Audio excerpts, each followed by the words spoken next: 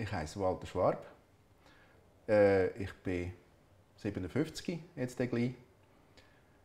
Wohne hier in Uecken in einem umgebauten alten Bauernhaus. Oder besser gesagt, wohnen wir mit der Frau zusammen. Und ich habe einen gemischten Job. Ich gebe Schule an der Primarschule. Ich habe eine Musikschule mit Musikschülern hier im Haus. Ich habe einen Musikladen, wo ich Instrumente verkaufe. Und hier, wo wir jetzt hier oben sind, das ist eine Whisky-Lounge. Ich denke, es ist ein gemütlicher Ort hier oben. Mir ist es wohl auch hier oben. Mir gefällt der Raum für mich selber. Ich sitze hier und da mal einfach hier oben und tue ein bisschen aktiv sein oder aktiv nichts machen oder Musik hören und einen Whisky trinken dazu.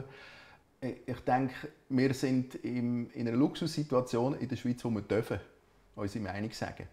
Und das möchte ich auch nutzen, um auch zu sagen, jawohl, mich interessiert es auch, mir ist es eigentlich nicht egal, was läuft. Das ist mir nicht wurscht, weil ich lebe ja in dieser Gesellschaft, hier in der Schweiz, in Europa, auf dieser Welt lebe ich und möchte, und wenn es vielleicht auch nur einmal ein kleiner Hinweis ist, den ich geben kann, ich denke, es ist ein Teil der Demokratie, einfach können sagen, das ist meine Meinung, das ist nicht meine Meinung, ich bin einverstanden, ich bin nicht einverstanden. Und solange wir das dürfen und können, finde ich das super, oder?